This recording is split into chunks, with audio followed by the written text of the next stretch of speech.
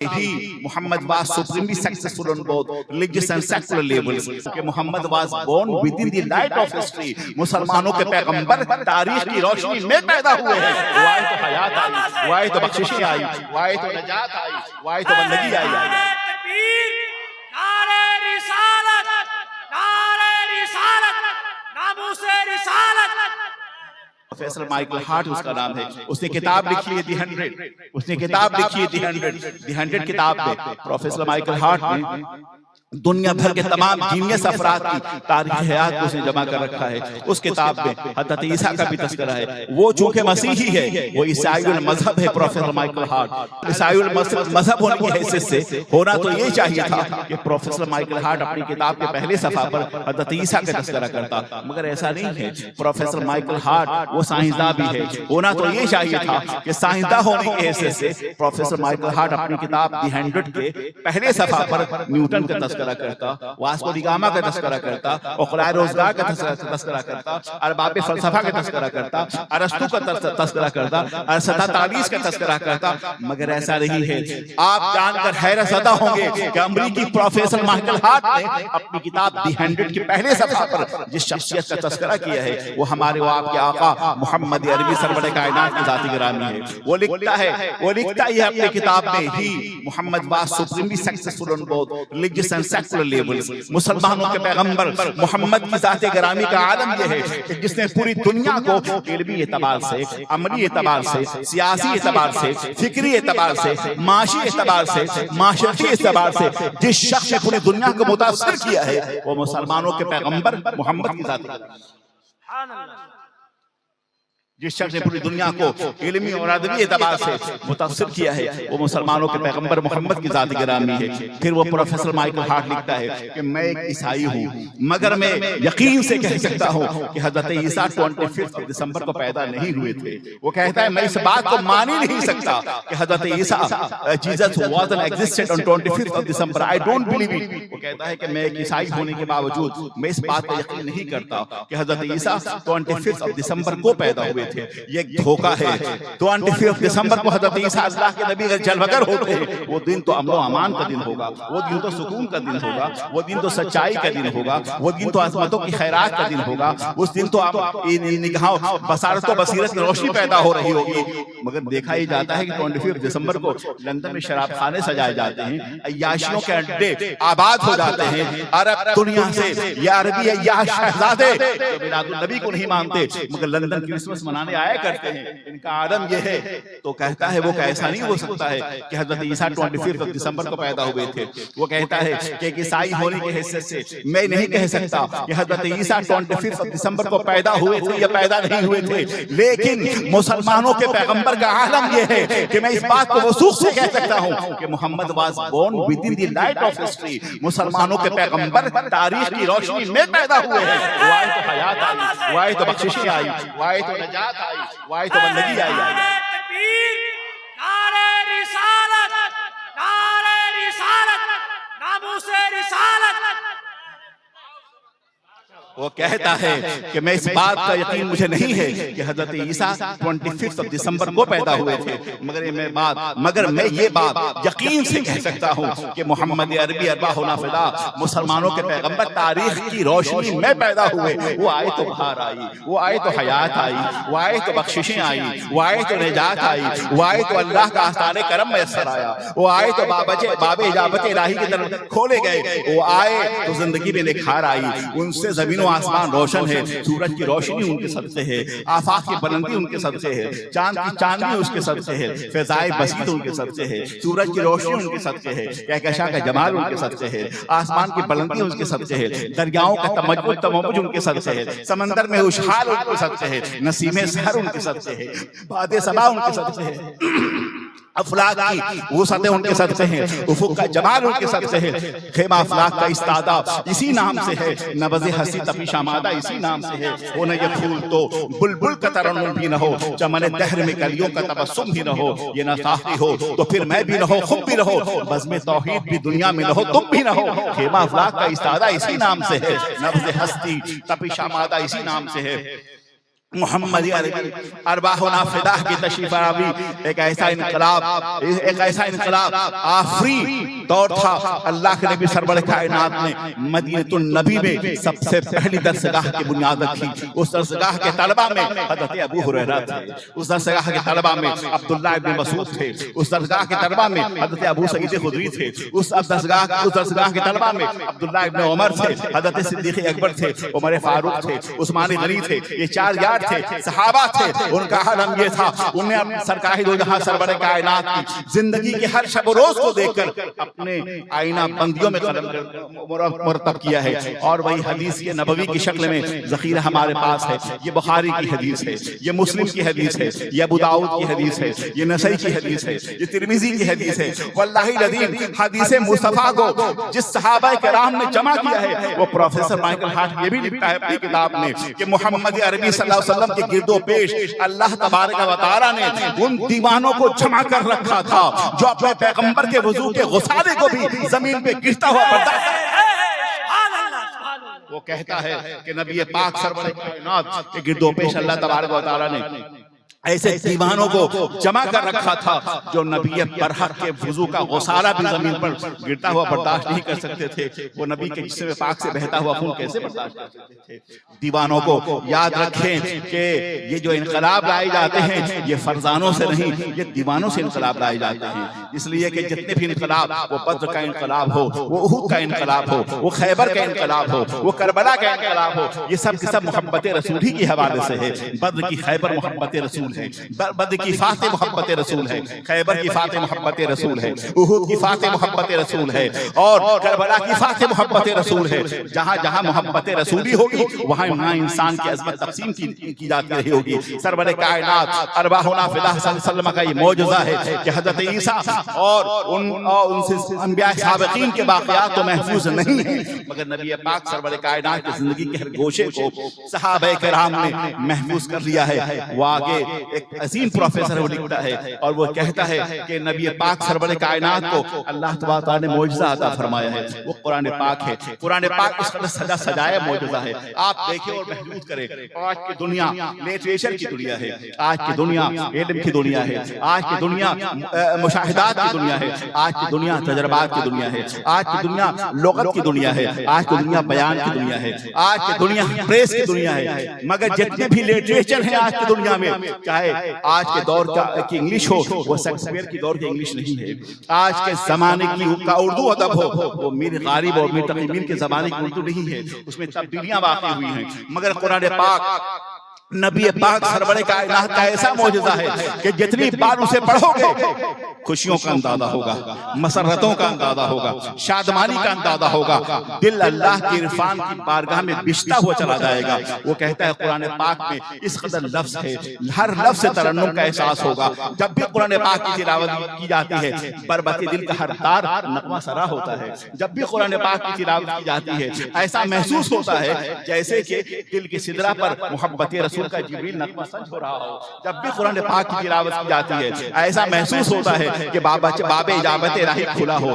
جب بھی قرآن پاک کی تلاوت کی جاتی ہے ایسا محسوس ہوتا ہے جیسے عرش کی بلندیوں سے آواز آ رہی ہے۔ جب بھی قرآن پاک کی تلاوت کی جاتی ہے مشاعر و محسوسات اس سے متاثر ہوتے ہیں۔ جب بھی قرآن پاک کی تلاوت کی جاتی ہے رحمتوں کا دروازہ کھلا ہوا ہوتا ہے۔ جب بھی قرآن پاک کی تلاوت ہو جاتی ہے اللہ کی رحمتیں اس بندے کامل کو آواز دیتی ہیں۔ آؤ دیکھو قرآن پاک کا مشاہدہ کرو، کتنی خوبصورت الفاظ قرآن پاک میں سے وقت ہوتا تو میں تفصیلاً بیان کرتا اپنے تجزیے کے ساتھ، مگر قرآن پاک میں صلا کے ذریعے، ضمائر کے ذریعے، لفظوں کے ترتب کے ذریعے اور مترادفات کے ذریعے قرآن پاک کو ایسا سجا دیا گیا ہے کہ جب بھی اسے پڑھا جائے گا اس کا اندازہ ہوگا کہ یہ خالق کی کتاب ہے۔ قرآن خود ارشاد فرما رہا ہے وَالشَّمْسِ وَضُحَاهَا وَالْقَمَرِ إِذَا تَلَاهَا وَالنَّهَارِ إِذَا جَلَّاهَا وَاللَّيْلِ إِذَا يَغْشَاهَا وَالسَّمَاءِ وَمَا بَنَاهَا وَالْأَرْضِ وَمَا طَحَاهَا وَنَفْسٍ وَمَا سَوَّاهَا فَأَلْهَمَهَا فُجُورَهَا وَتَقْوَاهَا۔ قرآن پاک الفالحمہا والشمس وضحاہا والقمر اذا تلاہا والنہار اذا جلاہا واللیل اذا یغشاہا والسماء وما بناہا. آپ غور فرمائے اس آیت کریمہ میں واللہ العظیم آسمان کا بھی تذکرہ ہے، زمین کا بھی تذکرہ ہے، فرش زمین کا بھی تذکرہ ہے، آسمان کی رفتوں کا بھی تذکرہ ہے، ستاروں کا بھی تذکرہ ہے، آئین حیات کا بھی تذکرہ ہے، نظم زندگی کا بھی تذکرہ ہے، سمندروں کی روانی کا بھی تذکرہ ہے، اخلاق کی جوانی کا بھی تذکرہ ہے، نفس مطمئنہ کا بھی تذکرہ ہے، نفس متمردہ کا تذکرہ ہے، معراج حیات انسانی کا تذکرہ ہے، وقار آدمیت کا تذکرہ ہے، نبی کے لائف نظام حیات کا تذکرہ ہے. قرآن پاک نے آفاق و انفس کے تمام مشاہدات کو کتابی شکل میں کھول دیا ہے اور کہا ترقی کا راز اگر تم جاننا چاہتے ہو تو سرکار کے دامن کرم میں آ جاؤ. آج دنیا حیرت زدہ ہے کہ اتنی مقدس کتاب ہے جو دلوں پہ حکومت کر رہی ہے. اتنی مقدس کتاب ہے ایک بار پڑھنے والا اس کتاب پاک کا دیوانہ ہو جاتا ہے.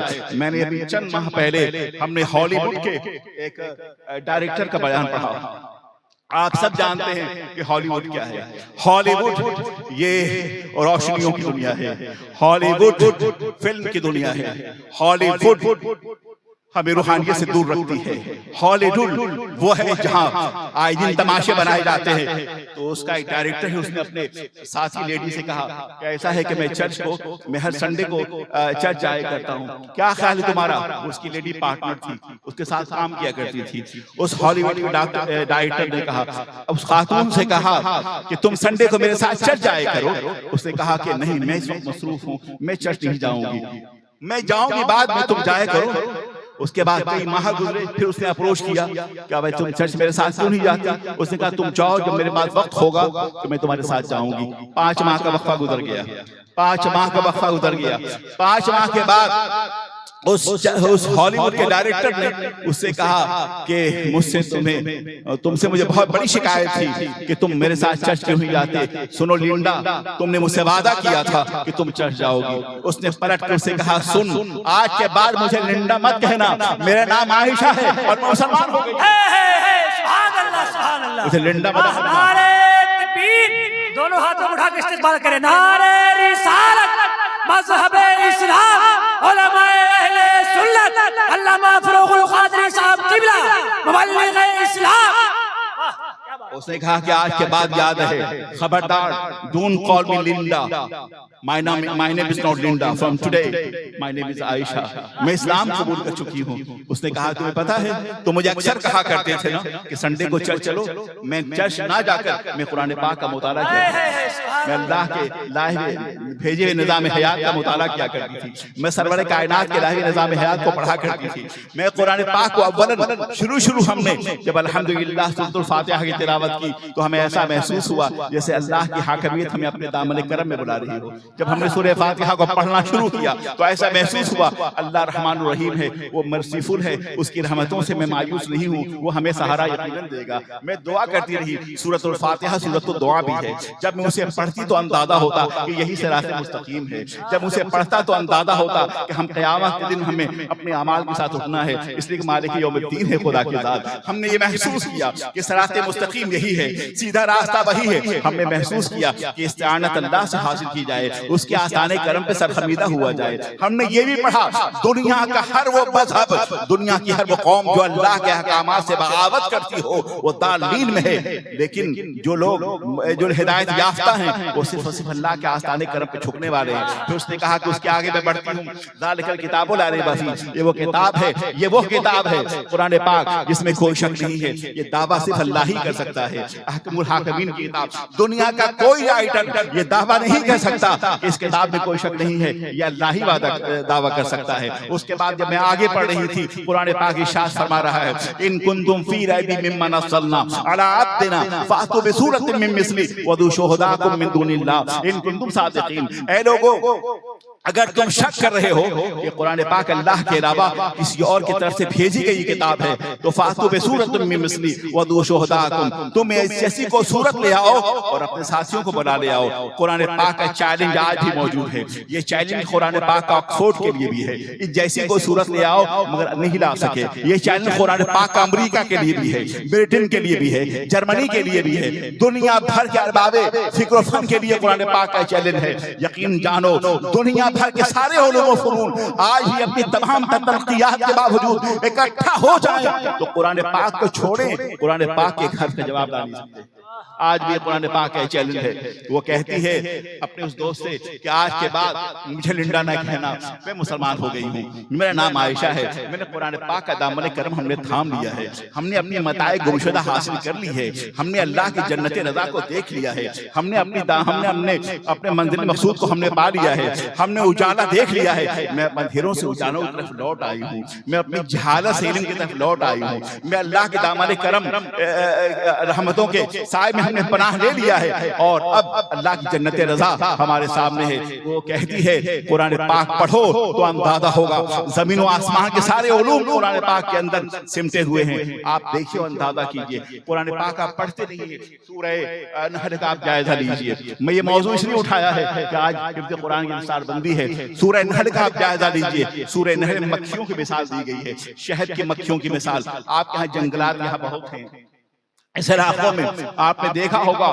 کہ شہد کی مکھیاں جنگلوں میں رہتی ہیں۔ قرآن پاک میں ارشاد فرمایا گیا، اے لوگو تم دیکھتے کیوں نہیں ہو کہ اللہ نے شہد کی مکھیوں کو کس طرح پیدا کیا گیا ہے۔ اس طرح بے شمار مقامات پر اللہ تبارک و تعالیٰ نے قرآن عظیم میں انسان کے بصارت و بصیرت کو متاثر کرنے کے لیے آپ کی فکر کو قرآن پاک نے مخاطب کیا ہے، آپ کی عقل کو قرآن پاک نے مخاطب کیا ہے، افلا تعقلون کہہ کر، آپ کی بصارت کو قرآن پاک نے مخاطب کیا ہے، افلا تبصرون کہہ کر، آپ کے نظر کو قرآن پاک نے مخاطب کیا ہے، افلا ینظرون کہہ کر، آپ کی عقل اور آپ کے علم کو قرآن پاک نے مخاطب کیا ہے، افلا تعلمون کہہ کے۔ دیکھو قرآن کہتا ہے افلا ینظرون الی الابل کیف خلقت والی السماء کیف رفعت والی الجبال کیف نصبت والی الارض کیف سطحت فذکر انما انت مذکر لست علیہم بمسیطر۔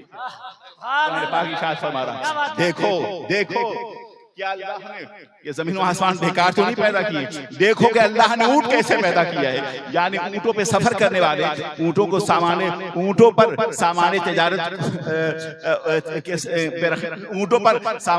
کو رکھنے والے، اونٹوں کو اپنا ذریعہ معاش، ذریعہ معیشت سمجھنے والوں سے کہا گیا ہے کہ تم دیکھو کہ اللہ نے اونٹ کو بیکار نہیں پیدا کیا ہے۔ یہ اللہ تعالیٰ کی خلقت ہے، یہ اس کا کریچر ہے، اللہ نے پیدا کیا، اسے دیکھو اور محسوس کرو کہ بیکار نہیں ہے۔ میں عرض کر رہا تھا سورہ نحل کی مثال ہم نے دی تھی، قرآن پاک ارشاد فرماتا ہے دیکھو شہد کی مکھیاں وہ اپنی چھتوں سے نکل کر وہ جنگلوں کا سفر کرتی ہیں۔ سائنس یہ کہتی ہے کہ روزانہ ایک ایوریج کے مطابق، ایک اندازے کے مطابق شہد کی مکھی وہ تقریباً اپنے چھتوں سے نکل کر جنگل میں جاتی ہے اور لوٹتی ہے تو تقریباً جاتے ہوئے 20 کلومیٹر کا سفر ہوتا ہے اور واپس آتے ہوئے 20 کلومیٹر کا سفر ہوتا ہے۔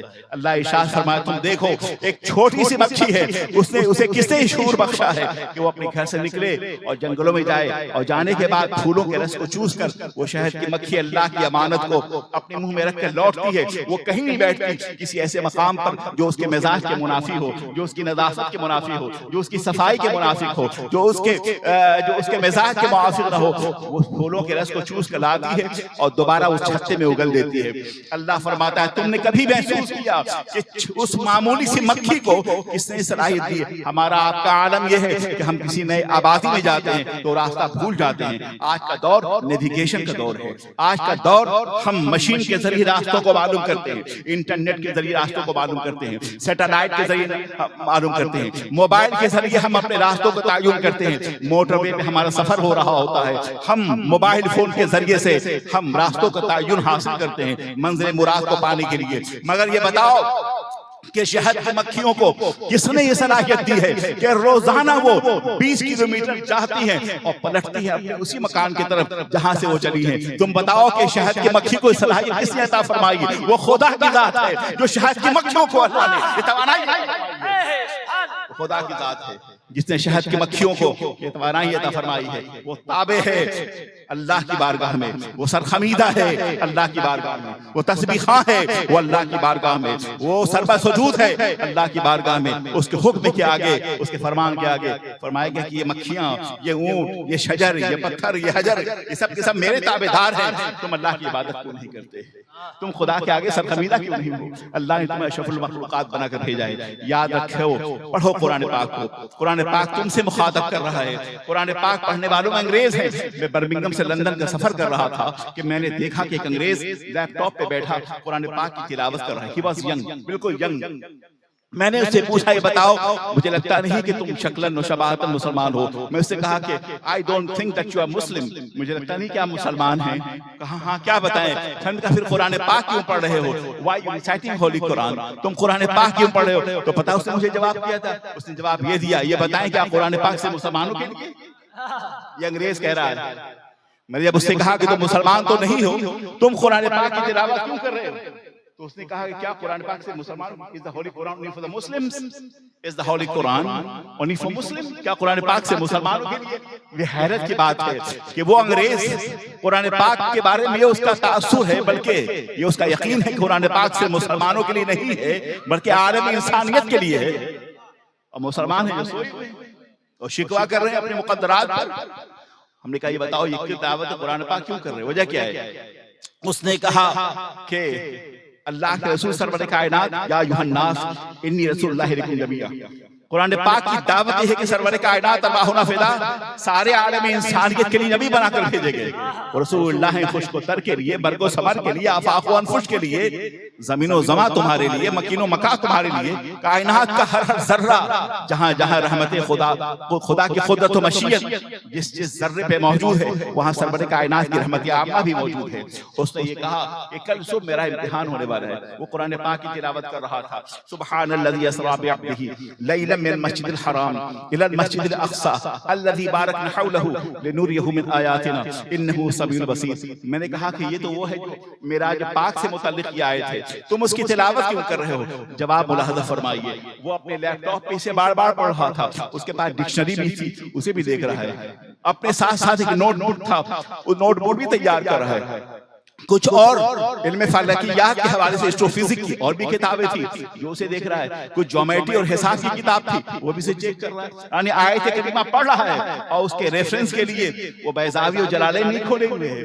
وہ لیپ ٹاپ پہ کبھی وہ اسٹرو فزکس کی کتابوں کو دیکھ رہا ہے، کبھی جیومیٹری دیکھ رہا ہے، کبھی وہ الجبرا دیکھ رہا ہے، کبھی ماڈرن سائنس کی کتابوں کو دیکھ رہا ہے، کبھی علم دقت کو دیکھ رہا ہے. میں نے کہا آپ یہ کیوں کر رہے ہیں، کیا وجہ ہے؟ اس نے کہا سنو میں ایک اسٹوڈنٹ ہوں، کل میں جا رہا ہوں ایگزام لکھنے کے لیے، کل میرا امتحان ہے، میں علم فلکیات کے حوالے سے امتحان لکھنے جا رہا ہوں. میرا جو پرچہ ہوگا وہ فلکیات پہ ہوگا، اسٹرو فزکس پہ ہوگا. مجھے یقین اتنا یقین کامل ہے کہ کل جو کچھ مجھے سوال کیا جائے گا ان تمام سوالات کا جواب علم فلکیات کے حوالے سے، جیومیٹری کے حوالے سے یہی موجود ہے.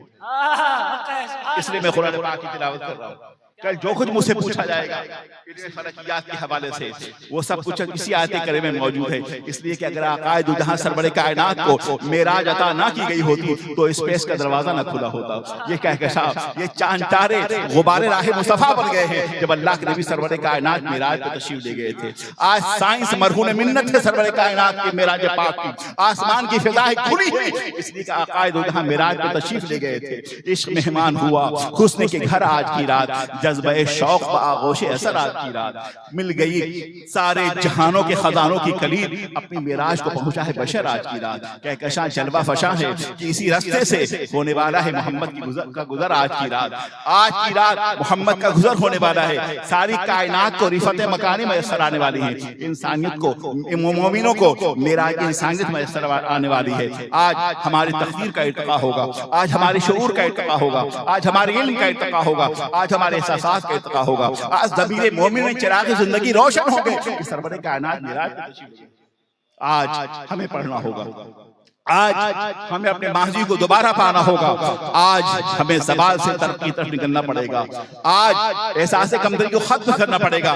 اگر دنیا میں مسلمان عقائد چاہتا ہے تو یقین کرو ہمیں پڑھنا ہوگا اور ہمیں قرآن پاک کی دامن کے رنگ کی طرف لوٹنا ہوگا. یہ کہنا غلط ہے. قرآن پڑھنے کی ذمہ داری صرف علماء کی ہے اور حفاظ کی نہیں. ملت اسلامیہ کا ہر فرد جو نبی کے دامن کرم کو، دامن امان کو اپنے ہاتھوں میں تھام رکھا ہے، ان سب کی ذمہ داری ہے کہ وہ قرآن پاک کو پڑھیں۔ قرآن آئین فطرت ہے، قرآن حکم الحاکمین کی کتاب ہے، قرآن آئین جہاں بینی عطا فرماتا ہے، قرآن علم ہے، قرآن مشاہدہ ہے، قرآن تجربہ ہے، قرآن تأمل ہے، قرآن تدبر ہے۔ قرآن نے ہمیں زمین کے ذرات سے اٹھا کر آسمان پہ بٹھانا ہے۔ وقت ٹھہر، مسلمان تو ہو لینے دے، سارے عالم پہ ہم ہی چھائیں گے انشاءاللہ۔ السلام علیکم۔